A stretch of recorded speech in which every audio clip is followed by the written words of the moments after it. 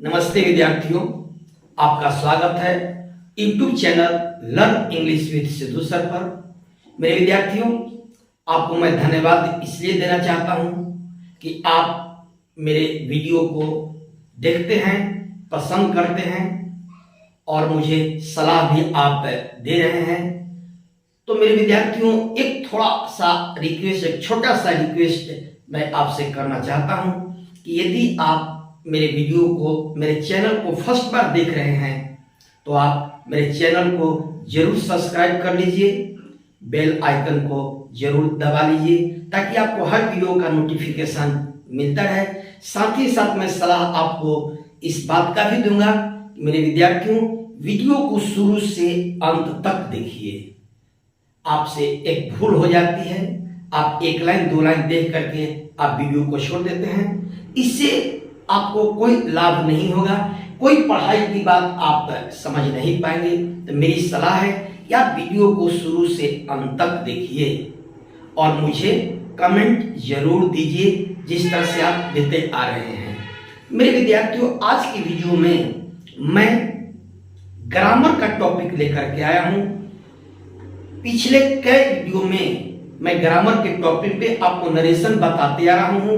हम सभी नरेशन पढ़ते आ रहे हैं। आज इस वीडियो में भी मैं नरेशन का ही टॉपिक लेकर के आया हूं। मेरे विद्यार्थियों, इससे पहले मैं नरेशन का step by step her sentence पर अलग अलग मैं वीडियो आपको दिया हूं। यदि आप उन सारे वीडियो को नहीं देखे होंगे तो कृपया आप एक बार जरूर देख लीजिए और शुरू से अंत तक देखिए और उसे लाइक कीजिए और कमेंट हमें जरूर दीजिए। तो आज की इस वीडियो में मैं नरेशन का जो टॉपिक लाया हूं इंपरेटिव सेंटेंस पर ही है। इससे पहले इंपरेटिव सेंटेंस में मैं कई वीडियो आपको दे चुका हूं। आज भी मैं इंपरेटिव सेंटेंस पर ही आपको वीडियो देने जा रहा हूं। इस वीडियो में, इस टॉपिक में हम लोग पढ़ेंगे वैसा सेंटेंस, इंपरेटिव सेंटेंस जो लेट से शुरू होता है। मेरे विद्यार्थियों, आप पहले से भी जानते हैं इंपरेटिव सेंटेंस मुख्य क्रिया से शुरू होता है, डोंट से शुरू होता है, प्लीज काइंडली से शुरू होता है और लेट से भी शुरू होता है। तो आज इस वीडियो में हम लोग पढ़ेंगे जो इंपरेटिव सेंटेंस लेट से शुरू होता है, लेट से प्रारंभ होता है। तो उस तरह के रिपोर्टेड स्पीच को हम इनडायरेक्ट स्पीच में यानी इनडायरेक्ट नरेशन में कैसे बदलेंगे। इस तरह के बहुत सारे नरेशन आपके एग्जामिनेशन में पूछे जाते हैं। तो आइए एक बार पुनः आपसे रिक्वेस्ट करता हूं कि आप मेरे चैनल को जरूर सब्सक्राइब कर लीजिए।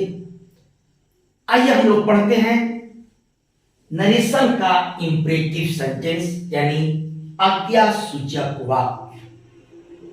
मैं यहां आपकी सहूलियत के लिए लिख दिया हूं। यदि इंपरेटिव सेंटेंस अर्थात रिपोर्टेड स्पीच, आप जानते हैं रिपोर्टेड में जो इन्वर्टेड कॉमा के अंदर बंद रहता है, यदि इंपरेटिव सेंटेंस अर्थात रिपोर्टेड स्पीच का प्रारंभ है लेट से हो, देखिए लेट से हो और वाक्य के अर्थ या भाव से प्रस्ताव या सुझाव का बोध हो या इच्छा अनुमति का बोध हो। मेरे विद्यार्थी, थोड़ा सा मैं लेट के बारे में आपको समझा देता हूं। लेट से प्रारंभ होने वाले वाक्य का कई अर्थ और कई उसके मीनिंग भाव होते हैं। कुछ लेट से प्रारंभ होने वाले वाक्य का प्रस्ताव या सुझाव का भाव होता है, कुछ होने वाले वाक्य का इच्छा या अनुमति का बोध होता है, कुछ सेंटेंस से शुरू होने वाले वाक्य से आपको ऑर्डर का भी बोध होता है, आदेश का भी बोध होता है, और कुछ इंपरेटिव सेंटेंस जो लेट से शुरू होता है उससे सपोज यानी कल्पना का भी बोध होता है। इस वीडियो में मैं दो टॉपिक के बारे में आपको समझाऊंगा।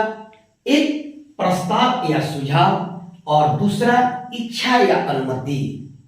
इसके बाद जो मैं आपको वीडियो दूंगा वह लेख से शुरू होने वाले वाक्य जिसका भाव यानी मीनिंग ऑर्डर होगा या सपोज होगा यानी कल्पना होगा।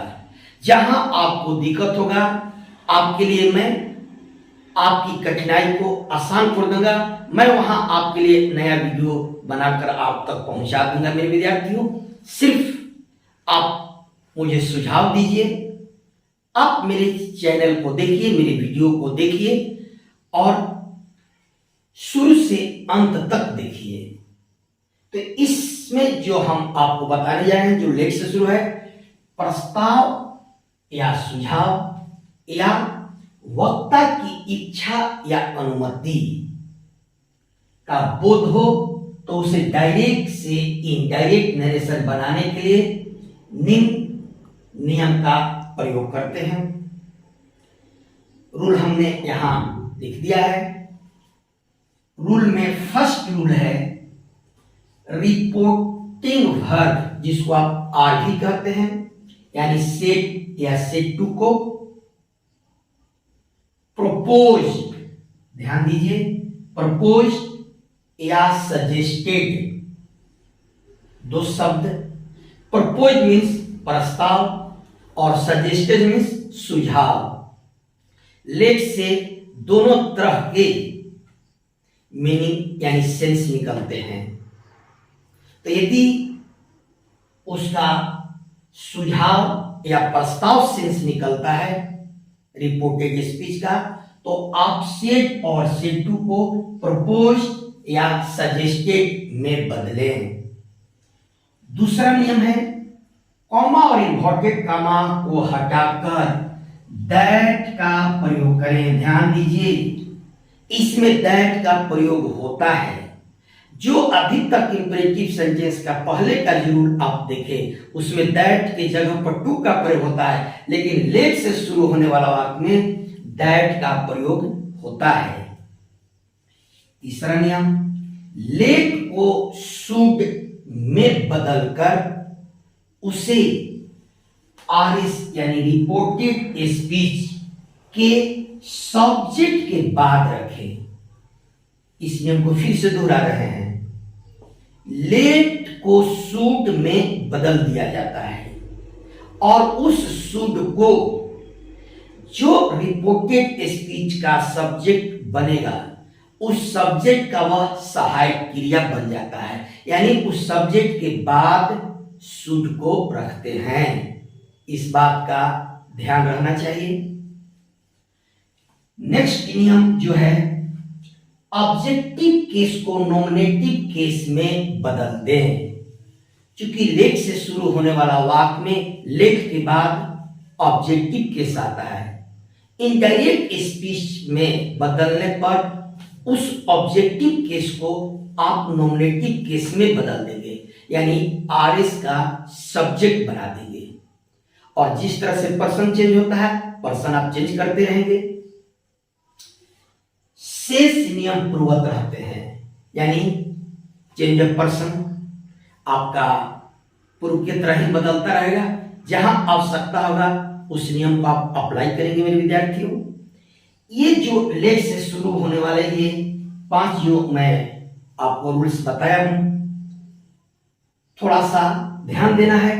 यदि आप आरबी को सेड या सेड टू को प्रपोज या सजेस्टेड में बदलते हैं, एक बात का ध्यान यह रखना है कि आरबी में कभी ऑब्जेक्ट होता है और कभी ऑब्जेक्ट नहीं भी होता है।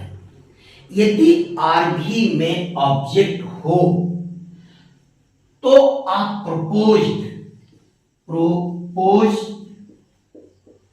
के बाद टू प्रीपोजिशन का प्रयोग करेंगे और सजेस्टेड के बाद भी टू प्रीपोजिशन का प्रयोग करेंगे।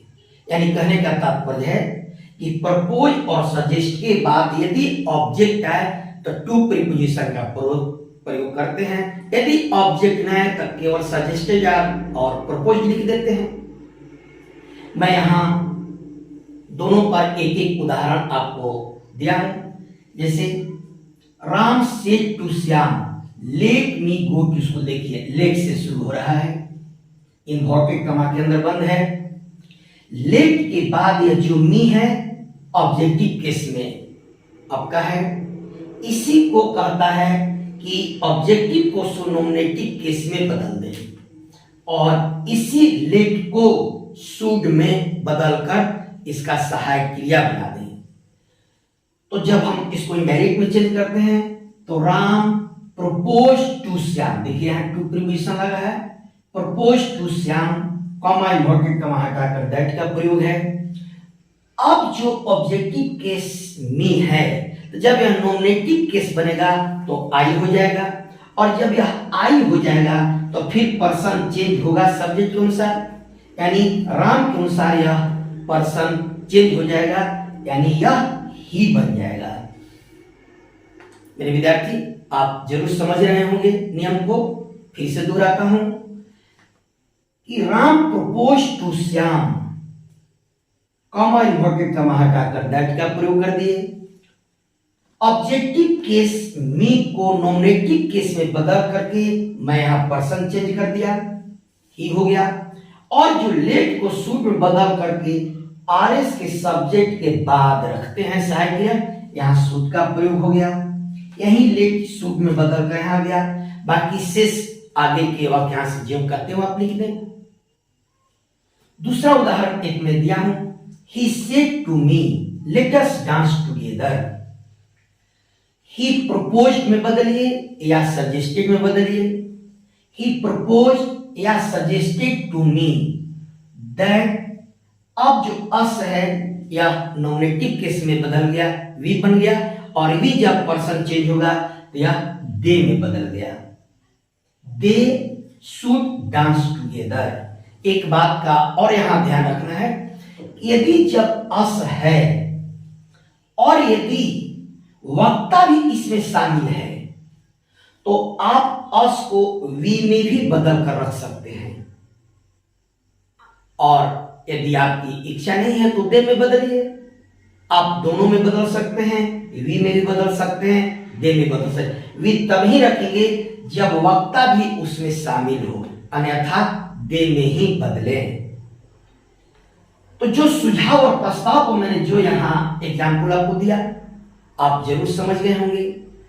आगे मैं बताया हूं कि यदि वक्ता की इच्छा या अनुमति का बोध हो तो आरभी को यानी रिपोर्टिंग वर्ब को विश और रिक्वेस्टेड में बदलें। इसके लिए मैं यहां दो उदाहरण दिया हूं, एक इच्छा पर दिया हूं, एक अनुमति पर दिया हूं। तो पहला उदाहरण he said let me feed the poor, यहां इच्छा जताता है, वह कहता है मुझे गरीब को खिलाने दो, यहां इच्छा हुआ। तो ही विश्ड दैट, यहां केस बदल कर ही हो गया, ही लेट को शुड बदल दिए, should feed the poor, indirect बदल गया। दूसरा उदाहरण है आपके अनुमति पर, रिक्वेस्ट पर। तो he said to his teacher let me go to the cinema, यानी यहां अनुमति मांग रहा है, रिक्वेस्ट कर रहा है। तो यहां आप सेड और सेड टू को रिक्वेस्टेड में बदलेंगे। हमेशा इस बात का ध्यान रखना है कि आपको कैपेसिटी होना चाहिए कि आप रिपोर्टेड स्पीच का मीनिंग और सेंस समझ रहे हैं कि नहीं। आप अपना अंग्रेजी को मजबूत कीजिए, आप अपना ट्रांसलेशन को मजबूत कीजिए और कोशिश कीजिए कि आरएस का जो सेंटेंस है उसका मीनिंग अथवा सेंस आसानी से निकाल सके, तभी आप ये सारी चीज में आसानी से बदल सकते हैं मेरे विद्यार्थियों। तो he requested his teacher that he should go to the cinema. ध्यान रखें कि रिक्वेस्टेड के साथ साथ जो ही शुड गो टू लिखते हैं, इस शुड के जगह पर आप दूसरा शब्द भी प्रयोग कर सकते हैं। शुड के जगह पर आप माइट बी अलाउड टू का भी प्रयोग कर सकते हैं। ध्यान से सुन लीजिए, यदि अनुमति का बोध हो और रिक्वेस्टेड में आगे को बदल रहे हैं तो इस शुड के जगह आप माइट बी अलाउड टू या माइट बी परमिटेड टू में भी बदल सकते हैं। साथ ही साथ एक और इसका नियम है कि यदि आप रिक्वेस्टेड में बदलते हैं तो इस दैट की जगह पर आप टू का प्रयोग कर दीजिए और लेट को ज्यों का त्यों रहने दीजिए। फिर सुनिए, यदि रिक्वेस्टेड में बदलते हैं तो दैट के स्थान पर टू का प्रयोग कीजिए और लेट को ज्यों का त्यों रहने दीजिए। केस बदलेगा, केस को बदल दीजिए, बाकी जो भी है नियम वह बदलेगा। तो आप इस वाक्य को आप तीन तरह से बना सकते हैं। एक को आप शुड में बना दिए, दूसरा माइट बी अलाउडेड या माइट बी परमिटेड टू में बदल दिए, या आप यदि इसको लेट में ही रखना चाहते हैं तो दैट के स्थान पर टू भी लिख सकते हैं। इस तरह से मेरे विद्यार्थियों, मैं जो इस लेट से शुरू होने वाला वाक्य का जो आपको मैं अभी बताया, जो हम लोग आज पढ़े, इसको आप अच्छी तरह से पढ़ लें। आगे का जो मेरा वीडियो आएगा इसी सेंटेंस पर लेट से ही शुरू होने वाला आएगा, जिससे आपका सेंस निकलेगा ऑर्डर या सपोज का। तब तक मेरे विद्यार्थी, आपसे पुनः मैं बार बार आपसे रिक्वेस्ट करता हूं कि आप मेरे चैनल को सब्सक्राइब कीजिए, लाइक कीजिए, कमेंट हमें जरूर दीजिए। तब तक आप सभी विद्यार्थियों को मेरा नमस्कार।